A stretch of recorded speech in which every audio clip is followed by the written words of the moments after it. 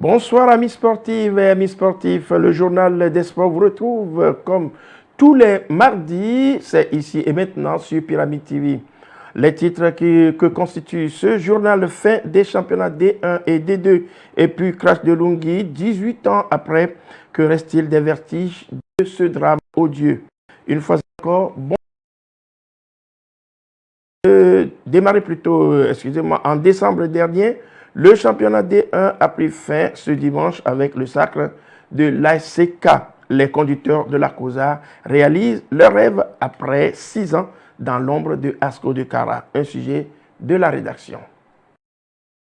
Fin de course pour les équipes engagées dans le championnat de football de la D1 2024-2025 au Togo avec la 26e et dernière journée jouée ce week-end de la Pentecôte. Chaque protagoniste connaît déjà le sort qu'il y a le sien et son statut afférent à la future saison au vu de la note obtenue. Le doute et le suspense concernant le haut et le bas du tableau ont été dissipés, quoique les résultats ne sont officiellement homologués par la commission spécialisée. Ainsi, au titre de la saison, l'association sportive des conducteurs de la COSA ASCK devient le nouveau champion du Togo. Un titre acquis de haute lutte devant 2 autres prétendants lors de la dernière journée. La SCK, dauphin sans cesse pendant 5 saisons de l'ASCO, accède enfin au perchoir du sport aux grandes dames des supporters de Gbolessou, vainqueur de la SOTR, l'autre prétendant à la couronne. Cette ultime journée n'a pas fait que des émules en tête de classement entre ASCK, Gbolessou et ASOTR, mais aussi dans la course au maintien en bas du tableau. Avant le rendez-vous de ce dimanche, le CDF ACNOR et l'Étoile filante luttaient contre la relégation. Les promus se sont engagés pour un destin commun qui va pour l'instant à l'avantage du CDF ACNOR. Les académiciens de Bafilo, quoique battus, conservent une longueur d'avance sur les Shooting Stars, autant de matchs nuls suicidaires à Palimé devant Gomido. Les résultats de la 26e journée: l'ASCK bat à domicile l'AS Mina sur un score de 3-0, le CDF ACNOR tombe devant Entente 2 sur un score de 1-2, ASCO en déplacement et Treilly AS Tambo sur un score de 4-1, Espoir FC et Djoumbé 0 but partout, 1 but partout entre Gomido et Étoile filante, match nul également entre AC Barracuda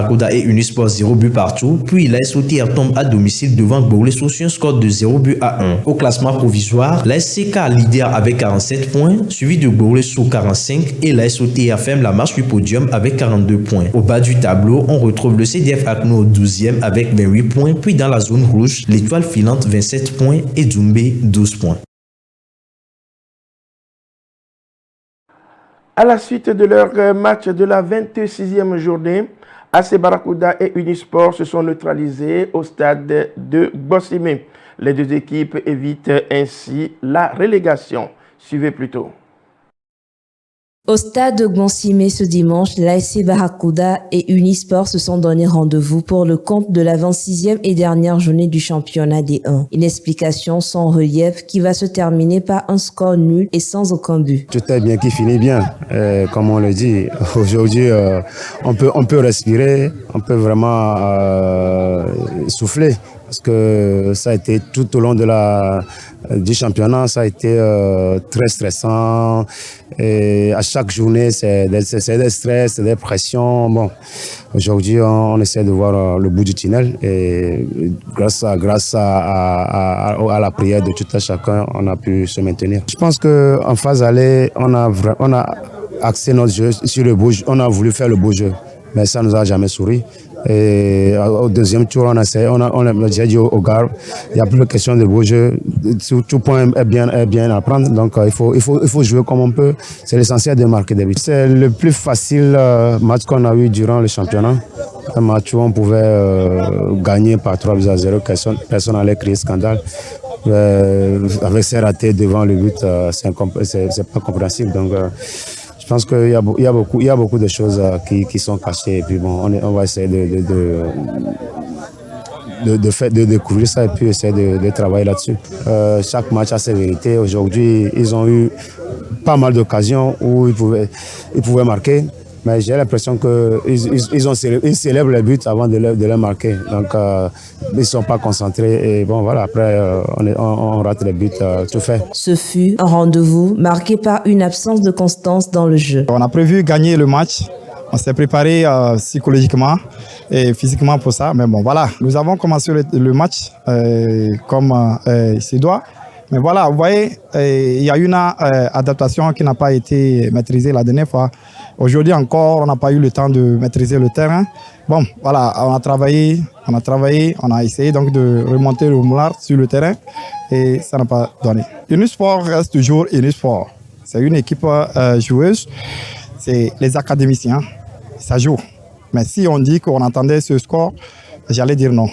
Mais vu les circonstances, les soucis du passé, voilà, ça a affecté l'équipe. Malgré ce résultat, les deux équipes maintiennent leur statut dans l'élite du football togolais. La saison prochaine, contrairement au CDF ACNO et l'Étoile filante, qui doivent se poser encore des questions.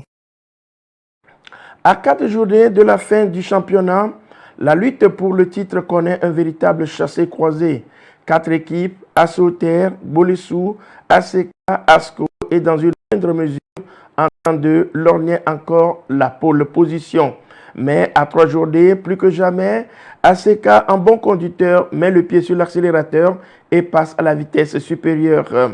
Les chauffeurs n'ont pas tremblé. Ils ont mis tout le monde d'accord lors de la dernière journée, quoique l'ombre de leurs deux poursuivants planait encore sur l'issue de la rencontre. Mais les protégés du président d'honneur, El Hadj Marcelin Ama, ont fait sauter le verrou de l'Asbina, 3-0. Plus rien à dire. Passons maintenant au classement des buteurs. Parlons donc du top 10. Il a les 12 buts, il est de Asco de Kara. Il est suivi de Moucherif Tchakei, 10 buts, Asco de Kara. Fichal Ourougbere, 9 buts, il est de Gomido, tout comme son compère Abdul Rahman Mohamed. La 5e position est occupée par Abdul Hamidou, 8 buts, il est de Tambo de Dacha. Suivent 3 joueurs, Claude Klijet de FC Aknour, Yao Aziale de Aknour, plus Marius Glo de ACK ont à leur profit 7 buts. Tétone Florent Podjro, 6 buts, tout comme Bassitou Madjougou, 6 buts. Ils sont respectivement de Bolissou et de Asbina. En D2, le championnat a pris fin. L'heure est au bilan. Reportage de Richard Maïf. Le championnat de la 2e division, tout comme celui de la première, est arrivé à son terme en fin de semaine dernière à la faveur de la 14e et dernière journée pour l'obtention des tickets gagnants pour la session au play-off ou pour le maintien. Conscients de l'enjeu, les états-majors avaient pris la disposition qui s'impose pour tirer le drap chacun de son côté. Dans le groupe A, Agaza de Lomé, le club mythique des années 80 du football togolais, a pu colmater les brèches pour rejoindre Dito et Maranatha en play-off. Dans le groupe B, Semassi, Kakadl et US Koza forment le trio gagnant des play-offs. S'en suivent la posture à la relégation pour Ange de Nochin et Gukiti de Bassar, 2 anciens pensionnaires dans l'élite nationale les années antérieures, désormais en délicatesse avec l'excellence. Enfin, pour les autres, c'est le maintien. Voici le classement provisoire. Poule B. Premier, Semassi FC, 27 points plus 8. Deuxième, Kakadl FC, 22 points plus 4. Troisième, US Koza, 22 points plus 4. Quatrième, Koroki Metete, 23 points plus 5. Cinquième, TAC, 18 points plus 2. Sixième, Fouadan FC, 15 points moins 5. Septième, Agoua FC, 10 points moins 8. Huitième, Bikinti FC, 9 points moins 10. Poule A. Premier, Dito FC, 24 points plus 4. Deuxième, Maranatha FC, 23 points plus 5. Troisième, Agaza FC, 20 points moins 1. Quatrième, Arabia FC, 18 points plus 2. Quatrième, AS Fosa, 16 points. Sixième, JCA, 16 points moins 2. Septième, Ifodje FC, 15 points plus 1. Et huitième, Ange FC, 11 points moins 9. Dito et Maranatha, lors de la 14e journée, les deux ont joué au stade de la JCA à Aguadiévé, une rencontre sans vainqueur, mais dans laquelle les deux acteurs jugent l'importance des playoffs. Un reportage de Richard Maï. Au vu des résultats de la 14e journée du championnat de la D2, les qualifiés pour les playoffs sont connus. Ils seront 6 formations à postuler pour les 2 places qualificatives pour l'ascension à la division de l'élite. Nous pensons que ce championnat, l'essentiel quand même que ce soit bien terminé. Et comme nous le disons à la première phase, bon, notre souhait était vivement qu'on puisse quand même jouer la play-off. Donc si c'est ça, on ne peut que remercier Dieu et s'organiser pour être qualifié donc pour la première division. Notre souhait, c'est que Maranatha, ça fait déjà 4 ans, mais je pense que c'est suffisant pour revenir quand même au football d'élite. Déjà tout, vous avez vu le jeu de Maranatha, c'est pas si mal. Il suffit seulement de revoir ça un peu, je crois quand même que ça va aller. C'est un sprint de 10 journées, à la suite desquelles les 2 premiers au classement obtiendront les fameux sésames. Dito et Maranatha n'aimeront pas se faire compter l'histoire. Si on est premier, c'est pas difficilement, puisque nous sommes à la tête du championnat. 4 points d'avance sur notre poursuivant, donc je ne peux pas dire que c'est difficilement. On mérite notre première place et je pense qu'on se prépare pour les playoffs. C'est le travail. On a profité de nos erreurs de l'année passée, on a corrigé, on a travaillé beaucoup et ça a payé aujourd'hui. Nous allons préparer les playoffs comme on a préparé le championnat. On prépare minutieusement tous les matchs comme les matchs du championnat. Mes impressions sur ce match, certes, je peux dire un soulagement, mais qui reste en réserve parce que je n'aime pas encore les scores des autres matchs. Et de plus, on était venu, c'était pour chercher la victoire, pour éviter toute polémique. Mais la chance d'âme n'était pas de notre côté pour cette victoire. On a fait un match nul d'un but partout. On le prend sportivement et on suit les autres résultats pour voir ce que ça va donner. Pour la suite, je peux dire que les phases de poule, la route a été longue. On ne peut pas parcourir cette voie jusqu'à arriver en play-off et pour se dire qu'on joue le maintien. Il y a un petit temps de trêve. Dans ces moments, nous allons faire revenir certains pions pour étoffer l'équipe. Et voir ce que ça va donner dans les playoffs. Mais à côté d'autres challengers de taille comme Semassi, Kakadl ou Agazar, ce ne sera pas une partie de plaisir. L'US Koza, le seul néophyte dans le champ des mastodontes, aura son mot à dire. Le chassé-croisé engagé pour le sommet ne fait que commencer dans ce groupe où il y a moins d'opportunités que de prétendants, où les ambitions pour accrocher les 2 places de choix seront déterminantes. Mais ne dit-on pas que la valeur n'atteint point le nombre des années? Le seul arbitre cité plus haut ne saura être un arbitre mais un vrai challenger. Ceci dit, la balle est dans le camp des anciens. Parlons du crash donc de Lungi. Cet accident d'hélicoptère survenu le 3 juin 2007 à une partie de la délégation togolaise accompagnant l'équipe nationale pour les éliminatoires de la CAN 2008. Et 18 ans après, que reste-t-il? Déjà 18 ans, mais les Togolais se rappellent de Lungi comme si c'était hier. En effet, le 3 juin 2007, l'hélicoptère qui transportait une partie de la délégation des éperviers a craché. 13 Togolais y ont laissé la vie. Parmi les victimes, le ministre des Sports d'alors, Richard Atipoué, des supporters, des journalistes, des responsables de la Fédération togolaise de football et du ministère des Sports. Ce drame s'est produit alors que les éperviers venaient de remporter par 1-0 une victoire contre la Sierra Leone dans le cadre des éliminatoires de la CAN 2008. La joie a vite fait place à la stupeur. Une douche froide a coulé sur toute la population, les supporters et les sympathisants des éperviers du Togo. 18 ans après, le souvenir de la tragédie reste vivace dans l'esprit des Togolais. Cet hélicoptère de la compagnie Paramount Airlines qui assurait le vol entre Freetown et l'aéroport international de Lungi, séparé par une lagune, a certainement brûlé avec une grande partie des prédispositions naturelles des éperviers à la victoire. La procédure judiciaire amorcée, à en croire les faits, a perdu les ailes de son envol. Toutefois, pour permettre aux âmes des disparus de reposer en paix, en 2022, une cérémonie d'inhumation des restes a eu lieu au stade de Kégué pour graver à jamais le nom des illustres disparus sur le marbre des souvenirs du football togolais. Le crash de Lungi demeure une plaie ouverte dans l'histoire du football togolais et rappelle à la conscience collective l'importance de la couverture assurance pour toutes les équipes. Nous parlons maintenant des fan clubs Champions League, les fan clubs Champions League organisés à l'intérieur, plutôt à l'intention des Gaillards, club pour le football à 7, ont pris fin avec le sacre de l'équipe de Dortmund au détriment de son homologue de Bayern de Munich. C'était au stade Marie Park à Kégué. La troisième édition Fan Club Champions League a abouti ce dimanche au Marie Park à Khedjanaoui. Nous venons d'arriver à terme de notre tournoi, notre fameux tournoi Fan Club Champions League. Et je peux dire que voilà, satisfaction totale parce que les objectifs que nous nous sommes fixés sont atteints. Il n'y a pas, par la grâce de Dieu, il n'y a pas eu de blessés, il n'y a pas eu de cas graves. Le fair play que nous avons souhaité, je pense que nous l'avons eu. Il y a quand même des fans d'un peu de partout pour la Ligue des Champions, des fans de la Ligue des Champions.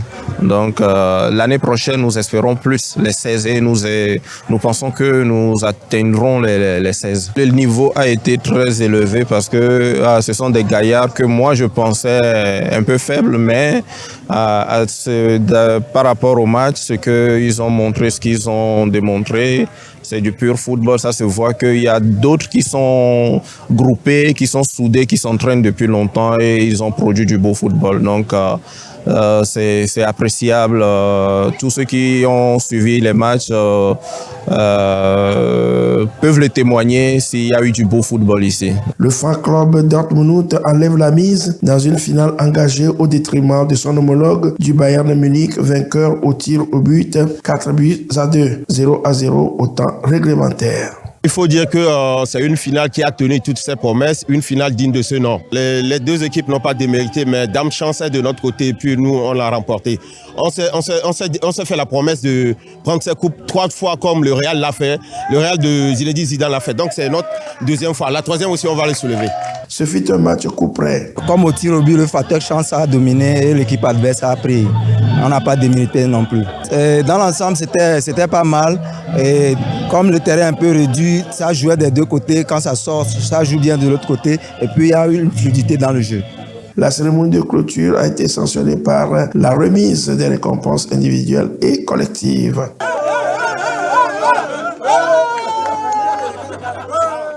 Restons toujours avec les fan clubs pour parler de la réaction des acteurs vis-à-vis de la finale de la Ligue des Champions entre le PSG et l'Inter de Milan.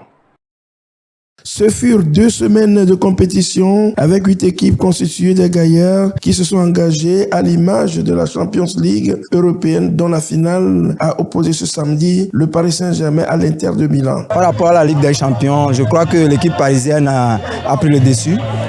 Elle était bien organisée, surtout défensivement. Il a la fluidité dans le jeu par rapport à l'équipe de l'Inter de Milan. C'est une finale qui n'a pas tenu ses promesses, c'est une finale très décevante. Une finale de Champions League où une équipe gagne à 5-0, c'est pas une finale ça. Vous avez vu ce qu'on a joué? Le match était serré coude à coude, 0 but partout, on est parti au tir au but. C'est ce qu'on appelle une finale. Mais une finale où on met l'équipe à 5-0, c'est pas une finale digne de ce nom. En plus, l'Inter, le football que l'Inter a développé face à Barcelone en demi-finale, on n'a rien vu de tout ça là hier. C'était pas ça, c'était nul. Mais on dirait un match vendu, mais bon. Non, on est vraiment déçus, très très déçus même. C'est pas une finale digne de ce nom. Comme lors de la cérémonie d'ouverture, les fan clubs de Ronaldo et de Messi, constitués de jeunes joueuses, se sont livrés en un match d'exhibition. Les lumières se sont éteintes sur la 3e édition du tournoi, place à la 4e. Parlons maintenant de la Ligue africaine des champions avec le Sacre de Pyramide FC au détriment des Sud-Africains de Mamelodi Sundowns. Suivez plutôt avec cet élément de la rédaction. La finale de la Ligue des champions de la CAF 2025 a vu Pyramids FC d'Égypte triompher face au Mamelodi Sundowns d'Afrique du Sud sur le score de 2-1 lors du match retour disputé le 1er juin 2025 au stade 30 juin du Caire. Le match s'est déroulé dans une ambiance tendue devant environ 25 000 spectateurs. Fiston Mayele a ouvert le score à la 23e minute et et Ahmed Sami a doublé la mise pour Pyramids peu avant l'heure du jeu. Mais Ikram Reiners a réduit l'écart pour Sundowns, mais sans pouvoir empêcher la victoire égyptienne. Aller, c'était un but partout. Cette victoire marque le premier titre continental de Pyramids FC, les inscrivant parmi les clubs égyptiens les plus titrés, aux côtés d'Al Ahly, Zamalek et Ismaili. Pour les Sundowns, c'est une nouvelle déception après leur défaite en finale de l'année précédente, perdue devant l'Espérance sportive de Tunis. Pyramids FC, bien que récent sur la scène africaine, a su s'imposer face à une équipe expérimentée comme les Sundowns, renforçant ainsi sa position sur le continent. Point final à ce journal. Merci d'être resté à notre compagnie. On se retrouve le mardi prochain.